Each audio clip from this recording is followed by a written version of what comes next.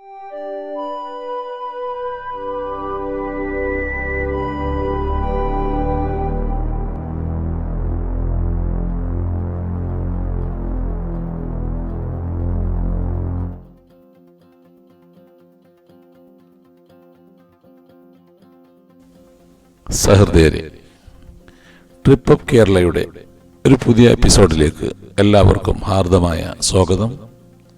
ദേശീയപാത വികസന പ്രവർത്തനങ്ങളുടെ ഏറ്റവും പുതിയ വിശേഷങ്ങളുമായി ഞങ്ങൾ അവതരിപ്പിക്കുന്ന 16ാമത് എപ്പിസോഡാണ് ഇന്ന് ഞങ്ങൾ അപ്ലോഡ് ചെയ്യുന്നത്. കാസർഗോഡ് ജില്ലയിലെ 2ാമത് റീച്ചിൽ ഉൾപ്പെട്ട കാഞ്ഞങ്ങാട് ജംഗ്ഷൻ വരെയുള്ള വീഡിയോയാണ് നമ്മൾ കഴിഞ്ഞ ദിവസം കാണിച്ചത്. ഇനി കാഞ്ഞങ്ങാട് KSTP ജംഗ്ഷൻ മുതൽ പുല്ലൂർ പെരിയ പഞ്ചായത്തിൻ്റെ അതിർത്തിയായ കുണിയ വരെയുള്ള 13 കിലോമീറ്റർ ദൂരമാണ് ഇന്ന് കവർ ചെയ്യുന്നത്. കാഞ്ഞങ്ങാട് KSTP ജംഗ്ഷനിൽ നിന്ന് നമ്മൾ വലതു ഭാഗത്തേക്ക് മാറിയാണ് മുന്നോട്ട് പോകുന്നത്. കാഞ്ഞങ്ങാട് KSTP ജംഗ്ഷനിൽ 70 മീറ്റർ നീളമുള്ള ഒരു ഫ്ലൈ ഓവർ വരുന്നുണ്ട്.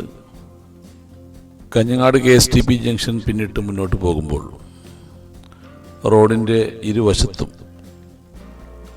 വളരെ വേഗതയോടുകൂടി വർക്കുകൾ നടക്കുന്നതായിട്ട് നമുക്ക് കാണാൻ പറ്റും.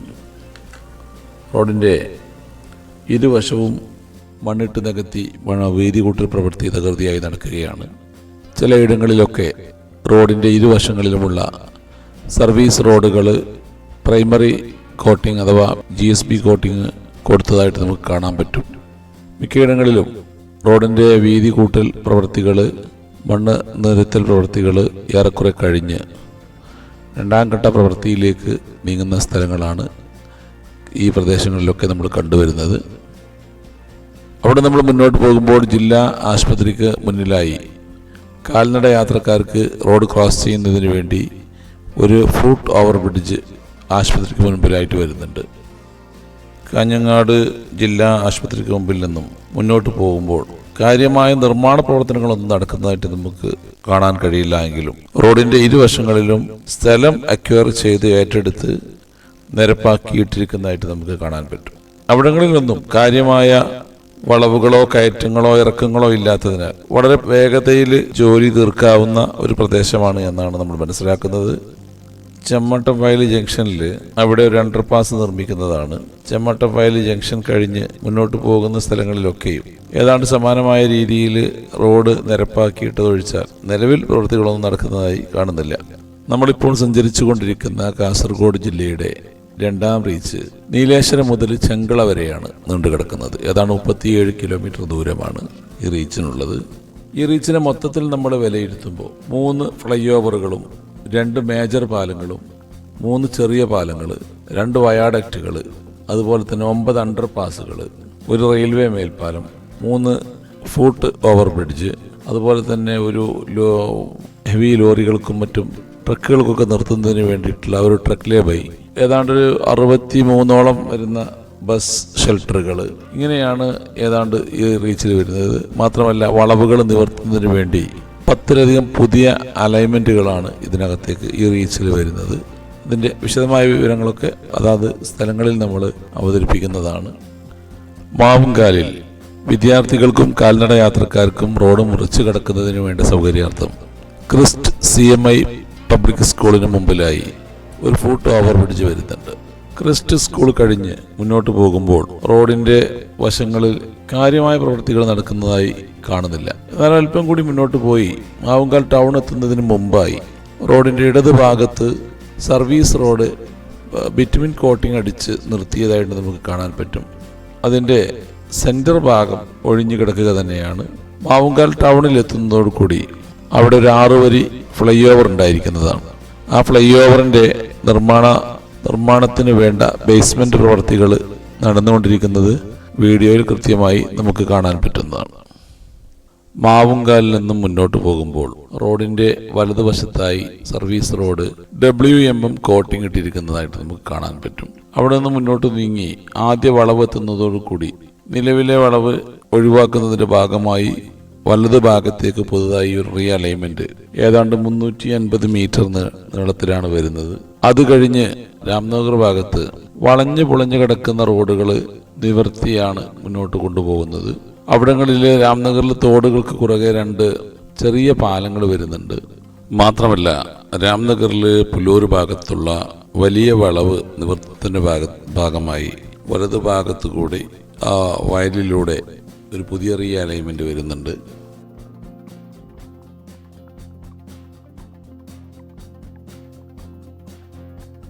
രാംനഗറിലെ നിവർന്ന വളവിന് കഴിഞ്ഞ് മുന്നോട്ട് നീങ്ങുമ്പോൾ റോഡിന്റെ ഇരുവശത്തും വീതി കൂട്ടൽ പ്രവൃത്തി സജീവമായി നടക്കുന്നുണ്ട്. അവിടെ നിന്ന് മുന്നോട്ട് പോകുമ്പോൾ പുല്ലൂർ പന്നിക്കുന്ന് റോഡ് ജംഗ്ഷനിൽ 12 മീറ്റർ വീതിയിൽ ഒരു അണ്ടർപാസ് ഉണ്ടായിരിക്കുന്നതാണ്. അവിടെ നിന്ന് മുന്നോട്ട് പോകുമ്പോൾ ആദ്യം റോഡിന്റെ വലതുവശത്തും പിന്നെ ഇടതുവശത്തുമായി പ്രവൃത്തികൾ നടക്കുന്നുണ്ട്. നിരപ്പായ റോഡിന്റെ വലതുഭാഗത്ത് സർവീസ് റോഡ് താൽക്കാലികമായി WM കോട്ടിംഗ് ഇട്ടതായിട്ട് കാണാം.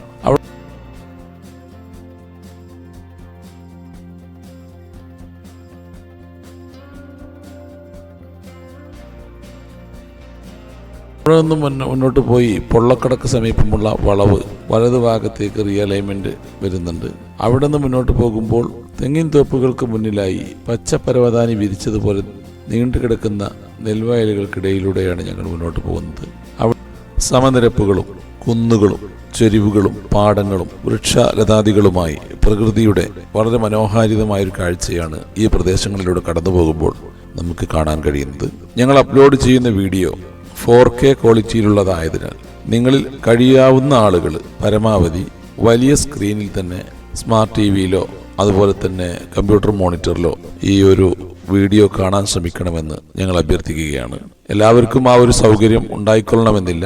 സൗകര്യം ഉള്ളവർ അത് പരമാവധി ഉപയോഗപ്പെടുത്തണമെന്ന് അഭ്യർത്ഥിക്കുകയാണ്. കാരണം ഇതിൻ്റെ ഒരു യഥാർത്ഥ ക്വാളിറ്റിയോട് കൂടിയിട്ട് ഉള്ള വിഷ്വൽസ് നിങ്ങൾക്ക് കാണാൻ ഇത് ഉപകാരപ്പെടും. തീർച്ചയായും നമ്മുടെ നാടിന്റെ മനോഹാരിത, നമ്മുടെ നാടിന് ദൈവം കനിഞ്ഞു നൽകിയ പ്രകൃതി ഭംഗി എത്രത്തോളമുണ്ട് എന്ന് മനസ്സിലാക്കുന്നതിന് ഈ ഡ്രോൺ ക്യാമറ ദൃശ്യങ്ങൾ നമ്മളെ സഹായിക്കുമെന്ന കാര്യത്തിൽ സംശയമില്ല. അവിടെ നിന്ന് മുന്നോട്ട് പോയി പുല്ലൂർ കേളോത്ത് വളവിൽ റോഡിന്റെ ഇടതുഭാഗത്തുകൂടെ ഒരു റീഅലൈൻമെന്റ് വന്നുകൊണ്ടാണ് ആ വളവിനെ നിവർത്തിയാണ് മുന്നോട്ട് പോകുന്നത്. കേളോത്ത് വളവ് കഴിഞ്ഞ് പിന്നീട് അങ്ങോട്ട് റോഡിന്റെ ഇടതുഭാഗത്താണ് പ്രവൃത്തി നടക്കുന്നതായി കാണുന്നത്.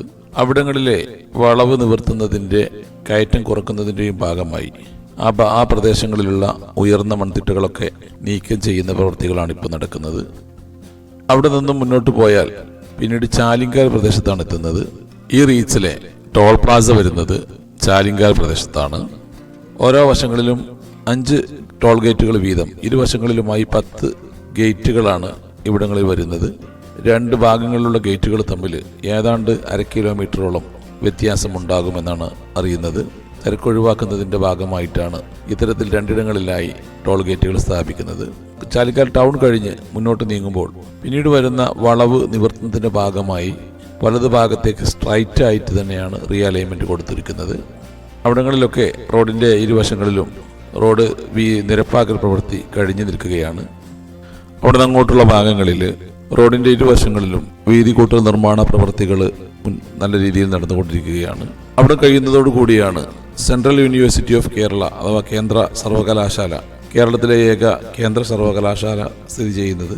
2009 കേന്ദ്ര ഗവൺമെന്റ് ആവിഷ്കരിച്ച പുതിയ കേന്ദ്ര സർവകലാശാല നിയമപ്രകാരം കേരളത്തിന് അനുവദിച്ച ഈ സ്ഥാപനം കാസർഗോഡ് ജില്ലയിലെ പെരിയ പ്രദേശത്താണ് സ്ഥിതി ചെയ്യുന്നത്. നിരവധി വിദ്യാഭ്യാസ കോഴ്സുകൾ നടത്തുന്ന ഒരു യൂണിവേഴ്സിറ്റിയാണ് സെൻട്രൽ ഗവൺമെന്റിന് കീഴിലുള്ള central university of Kerala. Central സർവകലാശാലയുടെ റോഡ് വന്നു ചേരുന്നിടത്ത് ഒരു അണ്ടർപാസ് ഉണ്ടായിരിക്കുന്നതാണ്. അവിടെ നിന്നും മുന്നോട്ട് പോകുമ്പോഴും റോഡിന്റെ ഇരുവശങ്ങളിലും നിർമ്മാണ പ്രവൃത്തികൾ നടന്നുകൊണ്ടിരിക്കുകയാണ്. സെൻട്രൽ യൂണിവേഴ്സിറ്റിയുടെ പ്രധാന ഗേറ്റ് കഴിഞ്ഞ് അവിടങ്ങളിലൊക്കെ റോഡിന്റെ ഇരുഭാഗത്തും സർവീസ് റോഡുകൾ പ്രാഥമികമായിട്ടുള്ള ബേസ് മിക്സിംഗ് നിർത്തിയതായി നമുക്ക് കാണാൻ പറ്റും. അവിടെ നിന്ന് മുന്നോട്ട് പോകുമ്പോൾ പെരിയ വടക്കേകര ജംഗ്ഷനിൽ കളിയെടുക്ക റോഡ് ക്രോസിൽ ഒരു അണ്ടർപാസ് 15 മീറ്റർ വീതിയിൽ വരുന്നുണ്ട്. അവിടെ നിന്നൊക്കെ മുന്നോട്ട് പോകുമ്പോൾ റോഡിന്റെ ഇരുവശവും വീതി കൂട്ടൽ പ്രവൃത്തി നടക്കുന്നുണ്ട്. പലയിടങ്ങളിലും ബേസ്മെന്റ് കോട്ടിംഗ് കഴിഞ്ഞ് സർവീസ് റോഡുകൾ ഉണ്ടാക്കുന്ന പ്രവൃത്തികൾ നടക്കുന്നതായിട്ട് നമുക്ക് കാണാൻ പറ്റും. പെരിയ ടൗണിലെത്തുന്നതോടുകൂടി സ്ഥലം നേരത്തെ വീതി കൂട്ടി നിർത്തി എന്നത് ഒഴിച്ചു നിർത്തിയാൽ മറ്റുള്ള പുതിയ നിർമ്മാണ പ്രവർത്തനങ്ങളൊന്നും തന്നെ നടക്കുന്നതായി കാണുന്നില്ല. പെരിയ വടക്കേകര ഭാഗങ്ങളിലൊക്കെ ഏതാണ്ട് അതേ അവസ്ഥയിൽ തന്നെയാണ് കാര്യങ്ങൾ മുന്നോട്ട് പോകുന്നത് എന്ന് നമുക്ക് മനസ്സിലാക്കാൻ പറ്റും. ചില സ്ഥലങ്ങളിലൊക്കെ സിംഗിളായിട്ട് സർവീസ് റോഡ് മാത്രം ബേസ് കോട്ട് ഇട്ട് നിർത്തിയതായിട്ട് നമുക്ക് കാണാൻ പറ്റുന്നുണ്ട്. അവിടെ പെരിയ ജവഹർ സ്കൂളൊക്കെ കഴിഞ്ഞ് മുന്നോട്ട് പോകുമ്പോൾ നല്ല വളവുകളില്ലാത്ത നല്ല വിശാലമായ റോഡിൻ്റെ ഇരുഭാഗങ്ങളും വീതി കൂട്ടി നിർത്തിയ രീതിയിൽ തന്നെ നമുക്ക് കാണാൻ പറ്റുന്നുണ്ട്. അവിടങ്ങളിലൊക്കെ തന്നെ വളരെ പ്രകൃതി രമണീയമായ കാഴ്ചകൾ തന്നെയാണ് കാണുന്നത്. ഒരൽപ്പം കൂടി മുന്നോട്ട് പോകുമ്പോൾ കുണിയ എന്ന പ്രദേശത്ത് എത്തുന്നതോടുകൂടി നമ്മുടെ ഈ വീഡിയോ ഇവിടെ അവസാനിക്കുകയാണ്. കുണിയയിൽ നമ്മൾ കണ്ട കൗതുകകരമായ കാഴ്ചയും അതോടൊപ്പം തന്നെ വിശാലമായ പാടത്തിന് നടുവിൽ തലയുയർത്തി നിൽക്കുന്ന കുനിയ മസ്ജിദിന്റെ പകലും രാത്രിയിലും ചിത്രീകരിച്ച വ്യത്യസ്ത വീഡിയോകളുമായി ഒരു സ്പെഷ്യൽ എപ്പിസോഡ് അടുത്ത ദിവസം തന്നെ വരും. അതിനുശേഷം കാസർഗോഡ് ജില്ലയിലെ 2ാം റീച്ചിൽപ്പെട്ട ചെങ്കള വരെയുള്ള ഭാഗങ്ങൾ തൊട്ടടുത്ത ദിവസം തന്നെ നമ്മൾ അപ്ലോഡ് ചെയ്യുന്നതാണ്. നമ്മുടെ നാഷണൽ ഹൈവേ വീഡിയോകളുടെ ഇടയിൽ സ്പെഷ്യൽ എപ്പിസോഡുകളായിട്ട് ചെറിയ ഷോർട്ട് വീഡിയോകൾ ഞങ്ങൾ അപ്ലോഡ് ചെയ്യുന്നുണ്ട്. കാരണം നാഷണൽ ഹൈവേ വീഡിയോ അതിൻ്റെ ഡാറ്റകൾ കളക്ട് ചെയ്ത് അത് എഡിറ്റ് ചെയ്ത് അപ്ലോഡ് ചെയ്യാൻ ചുരുങ്ങിയത് 3 മുതൽ 4 ദിവസം 5 ദിവസമൊക്കെ സമയമെടുക്കുന്നത് കൊണ്ട് അതിനിടയിലുള്ള ആ ഗ്യാപ്പിൽ ചെറിയ ഷോർട്ട് വീഡിയോ ഒരു 2 മിനിറ്റ് അല്ലെങ്കിൽ 5 മിനിറ്റിൻ്റെ ഉള്ളിൽ ഒതുങ്ങുന്ന ചെറിയ ഷോർട്ട് വീഡിയോകൾ നമ്മൾ ഉൾപ്പെടുത്തുന്നുണ്ട്. നിങ്ങളുടെ എല്ലാവരുടെയും സഹകരണം പ്രതീക്ഷിക്കുകയാണ്. നേരത്തെ നമ്മുടെ ചാനലിന് സബ്സ്ക്രൈബേഴ്സ് കുറവാണ് എന്ന് നമ്മൾ പറഞ്ഞതിന് ശേഷം ആളുകളൊക്കെ കുറച്ച് അത് പരിഗണിച്ചതിൻ്റെ ഫലമായി കുറച്ചൊക്കെ അതിൽ മാറ്റം വന്നിട്ടുണ്ട്. എങ്കിലും നിങ്ങൾ ഈ ചാനൽ നിങ്ങൾക്ക് ഇഷ്ടപ്പെട്ട് കഴിഞ്ഞാൽ അല്ലെങ്കിൽ ഇതിൽ കാണിക്കുന്ന വീഡിയോകൾ നിങ്ങൾക്ക് ഇഷ്ടപ്പെട്ട് കഴിഞ്ഞാൽ നിങ്ങളുടെ സമാന ചിന്താഗതിക്കാരായ സുഹൃത്തുക്കൾക്ക് ഈ ചാനലിനെ ഒന്ന് പരിചയപ്പെടുത്തി കൊടുക്കണമെന്നാണ് ഞങ്ങൾക്ക് പറയാനുള്ളത്. ഏതായിരുന്നാലും കാസർഗോഡ് ജില്ലയുടെ ദേശീയപാത വികസനത്തിൻ്റെ മറ്റ് വീഡിയോകളുമായി നമുക്ക് വീണ്ടും കാണാം എന്ന ശുഭപ്രതീക്ഷയോട് കൂടി നിർത്തുന്നു. എല്ലാവർക്കും നന്ദി, നമസ്കാരം.